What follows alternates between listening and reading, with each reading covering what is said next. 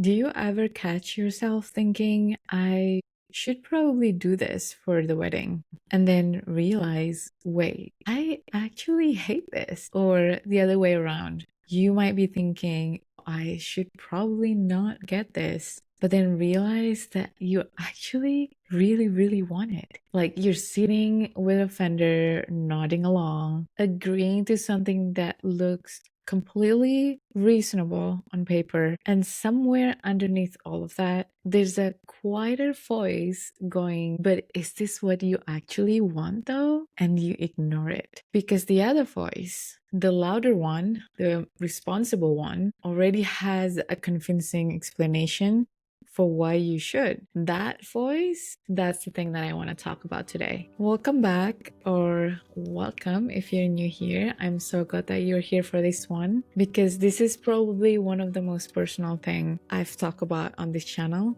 And I talk about a lot of my personal experiences. I think I'll start with something small because oftentimes I think that's where the big stuff actually lives. When I was planning my wedding, I knew who I wanted to design my dress. Not after months of research, pretty much from the beginning. I just stumbled on her Instagram and I just feel like she encaptured a lot of what I want in my wedding dress. But almost in the same breath, a different voice showed up and started making its case. Are you sure? Because she costs more than the other option, and that difference could go somewhere else towards something more important. Is this really how you want to spend your money? Is this smart? So I did what I do when I feel that discomfort, that kind of duality worrying. I put it down, told myself I'd come back to it. I had come back to it, had the same arguments with myself, felt the same grumpiness, and put it down again for months. And this went on for months and months and months. And what I eventually realized looking back is that the negotiation was never really about money. The money was just a language that the real thing was speaking through. The real thing was this deep discomfort with choosing something I wanted fully without justifying it into the ground first. So when I finally booked her, the feeling wasn't joy or triumphant. It was just a quiet relief. Like, of course, like something that was always going to be true had finally allowed to be true. And the only thought that I had was, I could have just done this earlier. I could have just let myself, but I couldn't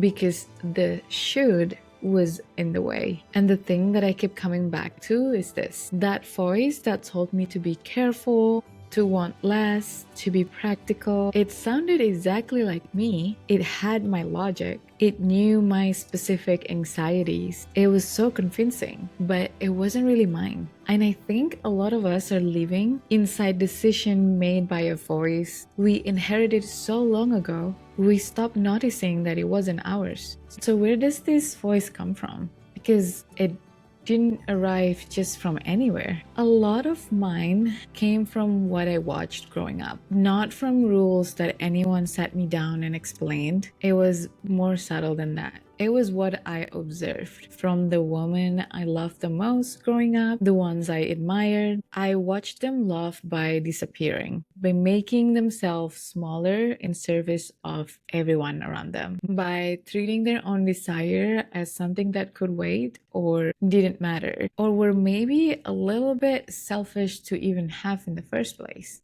So I absorbed that, not because I was told to, but because that was what love looked like to me growing up. Love was sacrifice. Love was putting yourself last. So if I was spending money on a designer that I wanted instead of a cheaper option that would do the job, some part of me felt like that was evidence of not loving enough. There was also a weight of being the eldest sibling. You figure out fast the role that you're playing. You're the one who holds everything together. You're the one who sets the example. You don't burden people. You are the person that people lean on. And I am proud of that, genuinely. but there's a version of that identity that quietly teaches you your need comes after everyone else's. Your wants are a luxury you haven't earned yet. So then I carried that into my wedding planning, into every decision where something cost more than the practical option, into every moment where I wanted something that felt like it was just for me. The shoot weren't random, they had an address. And once I started tracing them back, I realized how many of my practical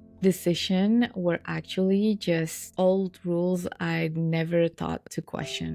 And here's the thing about an internalized rule. It doesn't feel like a rule. It feels like common sense. It feels like you being smart, which is why it's so easy to follow it right past something that actually matters. I want to tell you from my own example how that realization kind of popped up.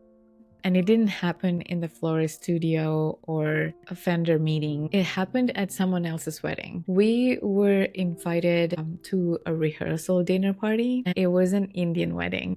The guest was a mix between people from all over the world, really. The night felt like a full celebration of her culture. The saris, the food, the music, the dancing. And what got me wasn't the beauty of it, though it was beautiful. What got me was watching her friends can be so fully joyful in it, embracing her other side, celebrating her roots and where she comes from, like it was a gift they've been given. And I just broke. Started crying and couldn't immediately explain why, but my husband already sort of had an idea, because for almost a year at that point, I had been going back and forth and mostly towards almost no on whether to include Siraman in our wedding. The Siraman is a traditional Japanese ritual. It is a cleansing ceremony for the bride and groom, and it's something that I had imagined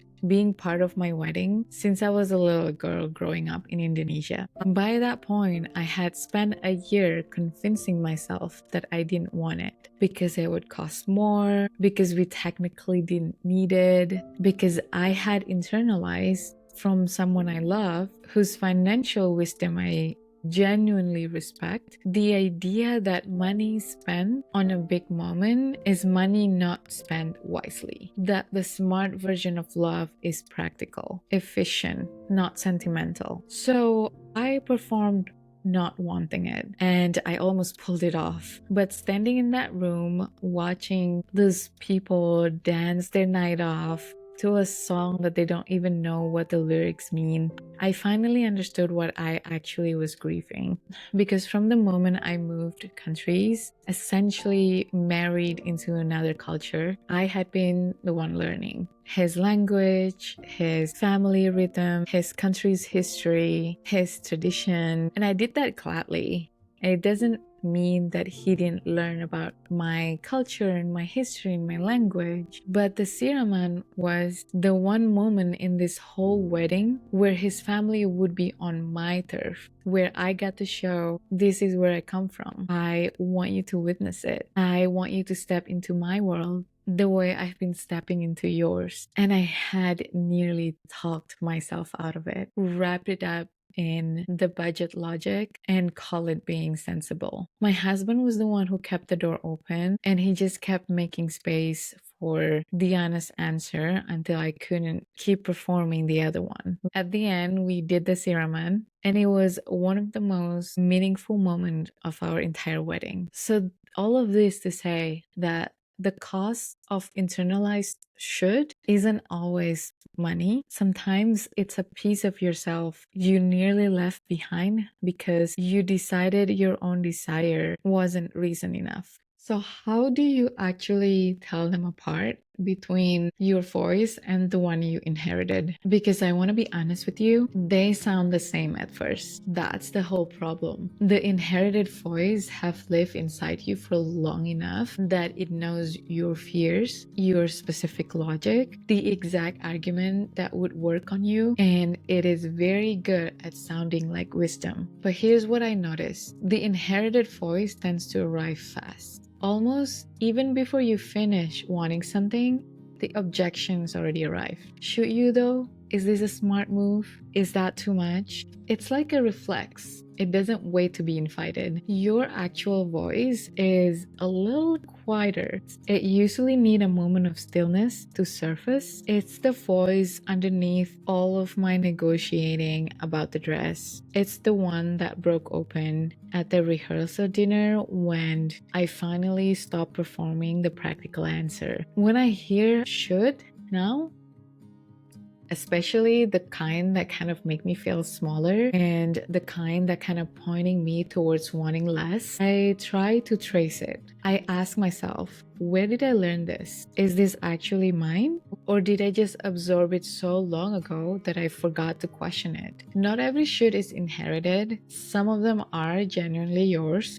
Values you've thought about and chosen carefully and consciously, but the one that consistently shrink you, the ones that show up the moment you start wanting something fully, those are worth sitting with. And sometimes the most clarifying things you can do is go back to that version of yourself that exists before all the noises, all the algorithms, all the opinions, before the internalized rule book. You can go back to old picture, old journal entries, the memories that are yours before anyone else had a take on them. That's usually where your actual answer is already waiting. I want to zoom out for a second because I think everything that I've been talking about, the dress, the Siraman, the makeup artist, the quiet negotiations, they're all the same story. And that story doesn't end at the wedding. I am a trained physician. I was working as general practitioner. And the expected path,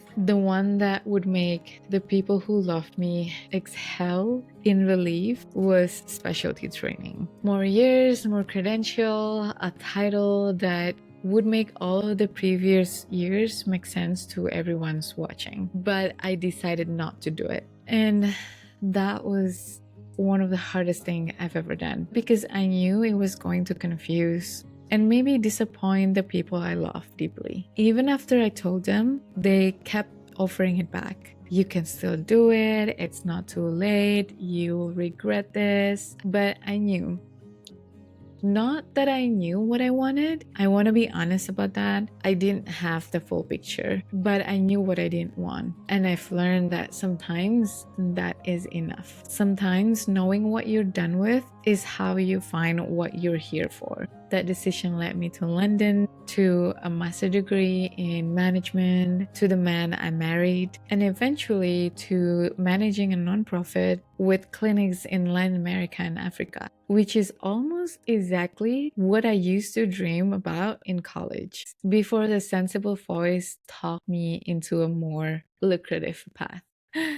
Funny thing, when you're living your dream, you don't always realize it because by then you're already dreaming about something else. Nobody's coming to give you permission. The voice that tells you to want less, aim smaller, be more reasonable, it's not protecting you. It's just old. It was built for a version of your circumstances that may not even exist anymore. You're allowed to want things you've been quietly wanting all this time. You were probably allowed to want it all along. The only question is, when are you going to stop waiting for someone to tell you that? Okay, that's the one.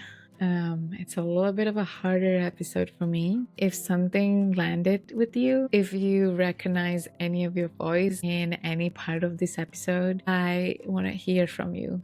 Are you okay? Drop it in the comments what your should sounds like, where you think it come from, and whether you have started questioning it yet. And if you are somewhere in the middle of planning and everything feels heavier than you expected to, that's not a you problem. That's just a wedding doing what a wedding does. They hold up a mirror, and sometimes what you see is an old age software. Thank you for watching. Talk to you again next week.